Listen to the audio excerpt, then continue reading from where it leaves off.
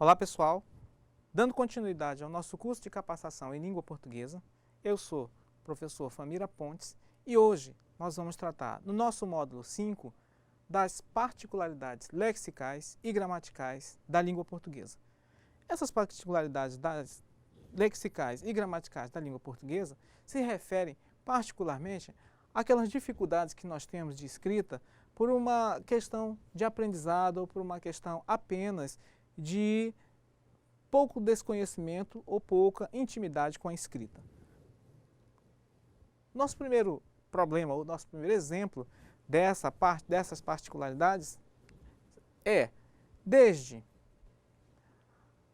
costumeiramente, as pessoas sempre gostam ou repetem, por uma questão de hábito, ao invés de desde, elas costumam escrever ou falar desde de. E a gente sabe e vê que na norma da língua portuguesa não há necessidade da repetição deste de. Então nós temos aí, como exemplo, não o vejo desde 1980. E não o vejo desde de 1980. Uma segunda particularidade é com a palavra todo. Essa particularidade da palavra todo, ela traz algumas diferenças de sentido quando da utilização de todo e de todo o. Por exemplo, nós temos, quando acompanhado de artigo, particulariza o objeto. Sem o artigo, generaliza. Vamos ver o entendimento disso. Quando eu digo todo o livro é perfeito, eu digo o livro inteiro. Todo o livro. Tá? Agora, se eu me refiro a todo livro traz sempre algum benefício ao leitor, eu estou dizendo que qualquer livro, todos os livros, em geral, qualquer livro traz benefício. Quando eu afirmo todo o, significa inteiro, por completo. Quando eu digo todo, eu generalizo e me refiro a todo o objeto, ou qualquer objeto da mesma espécie. Nós temos outro caso muito frequente, de muitas dúvidas, que são os porquês. Tá? Neste caso, nós temos algumas particularidades que, notadamente, trazem alguma confusão. Mas, muito simples. A gente vê porquê separado e sem acento. Verifiquem. Porquê separado e sem acento. Qual o uso? A gente sempre vai utilizar porquê separado e sem acento quando nós fizermos uma pergunta. Vejam, por que você não veio à festa? Agora, percebam bem que este porquê está no início da oração. Portanto, ele vai ser separado e sem acento. Agora, se eu tenho alguma coisa que vá subentender o motivo deste, é claro que nós também vamos poder fazer a utilização deste porquê separado e sem acento. Vejamos, ele não disse porquê, ou seja, que motivo faltou a aula. Por qual motivo? Ou pelo qual? Qual foi o motivo que o fez faltar a aula? Então, quando puder ser substituído por pelo qual, pela qual, pelas quais e pelos quais, nós também poderemos utilizar o porquê separado e sem acento. Agora, temos outras. Quando nós nos referirmos a um termo anterior e que vai dar sequência à oração. Vejam lá. Não vou lhe dizer as razões, vejam aqui, porque ou pelas quais deixei de vir à aula. Este porquê, se nós observarmos bem, pode ser substituído pelas quais ou pelos quais. Tá? E já no final da frase, quando eu me referir a uma pergunta, nós vamos utilizar o porquê separado, só que com acento. Tá? Então eu tenho uma pergunta que será: você não veio à aula? Por quê? Vejam que quando a pergunta está no início da frase, o nosso porquê é separado sem acento. Quando a pergunta termina no final da frase, este porquê será separado, mas com acento. Tá? Vejam, muitos estavam na passeata sem saber por quê. Vejam. Ou qual o motivo. E temos um último porquê junto e sem acento. Este porquê normalmente será utilizado para respostas a perguntas. Então, nós temos qualquer que seja a pergunta e que vai ser respondida com porquê, como no slide anterior, quando nós vimos: por que você não veio à aula? Vou responder: não vim à aula porque estava doente. Este porquê, evidenciando a resposta, será escrito junto e sem acento. E o nosso último porquê, escrito de forma junto e com acento, será utilizado apenas quando este porquê se referir a um substantivo, ou seja, a uma coisa, a um objeto, a um nome qualquer que eu queira me referir. Portanto, essa referência será observada pela presença de um artigo. Muito simples também. Digamos, vejam no nosso exemplo: não sei, o. Vejam a presença do artigo,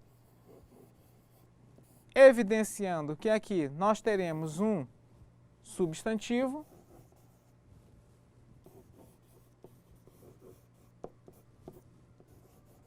ou um nome, que é a mesma coisa. Tá? Então, este porquê será escrito junto e com acento. Vamos em frente. Temos também um outro problema na língua portuguesa que deverasmente dá algum trabalho para o entendimento da escrita. Vamos nos referir agora ao mal com U e mal com L. A regra é mais simples do que a gente pensa. No mal com U, é só você perceber que é o contrário de bom. Certo? Então, eu tenho aí: ele estava de mau humor com U. Por quê? Se eu puder substituir, eu vou colocar: ele estava de bom humor. Então, o contrário de bom, mal com U. Já mal com L é o contrário de bem. Eu tenho mal, contrário de bem. Ele é muito mal-humorado. Ele é muito bem-humorado.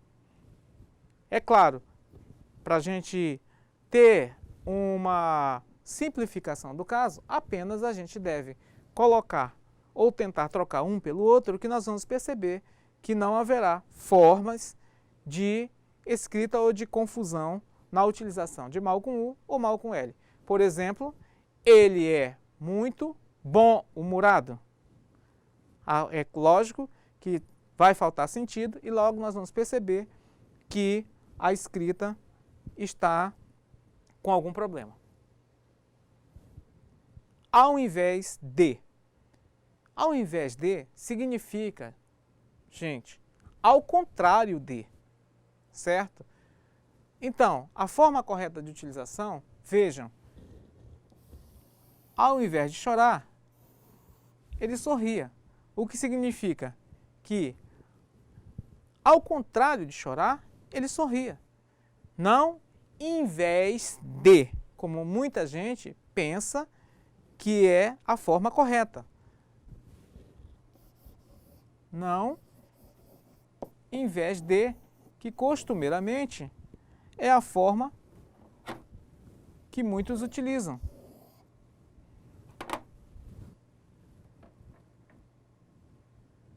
Ao invés disso, nós temos ao invés de. Da mesma forma, em vez de, que significa em lugar de, no lugar de. Ou seja, vamos verificar. Em vez de estudar, não ao invés de estudar, e sim em vez de estudar, ele preferiu ver televisão. Então, percebam que aqui eu poderia ter, em lugar de estudar,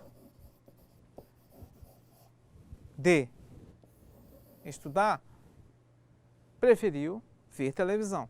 Dessa forma, eu coloco em vez de e não ao invés de.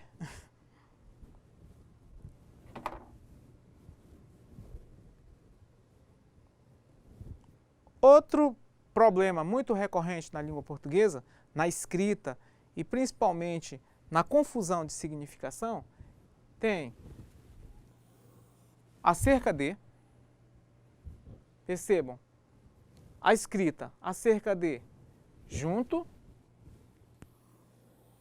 esse detalhe é muito importante, acerca de separado, verifiquem, e acerca de com o verbo haver. Acerca de junto pode ser substituído por sobre, ou seja, a respeito de, quando eu estou falando sobre alguma coisa, a respeito de alguma coisa. Então eu tenho minha casa, não disse nada acerca do plano, ou seja, sobre o plano, a respeito do plano econômico que elaborou. Já acerca de separado e escrito com a, significa no perímetro, ou seja, perto de. Então eu tenho aqui, minha casa fica a cerca de 100 metros da praia. E, por último, eu tenho a cerca de com o verbo haver, tá? Que tem um significado expresso de tempo decorrido, ou um tempo passado, um tempo que já passou. Ok? Então eu tenho há cerca de 10 anos que eles estudam esse assunto. Ou seja, há 10 anos eles vêm estudando esse assunto. Vejam que as diferenças são muito claras e a confusão só se dá quando a gente não pratica. Depois de um pouco de prática, a gente entende melhor e acaba compreendendo bem essa questão. Da mesma forma, eu tenho a e a. A com H e a sem H. A gente vai utilizar a para exprimir a distância do tempo futuro, ou seja, alguma coisa que ainda vai acontecer. Veja, daqui a 5 anos estarei formado. Então, eu estou no presente e vou do presente para o futuro. Então, eu utilizo a, simplesmente. Quando eu me refiro a tempo passado, aí eu vou utilizar o a com H, do verbo haver, que vai dar a significação de um tempo que já passou. Eu tenho aí há 8 anos que não o vejo. Ou seja, Faz 8 anos que eu não vejo. E nós temos ainda haja vista. A forma correta e única é haja vista. Tá? Tanto faz se aquilo a que eu me refiro vir no plural ou no singular, ser masculino ou ser feminino, tanto faz. Essa forma é chamada de invariável. Então, ou seja, ela não vai variar, ela não vai mudar. Então, se eu tenho aqui, haja vista os casos de dengue, vejam bem, no plural, da mesma forma eu vou falar, haja vista o seu súbito interesse pelo caso. Haja vista significa próximo à visão, aquilo que eu posso ver, aquilo que eu verifico. Por hoje, é isso que nós temos aí. Até a próxima e estudem.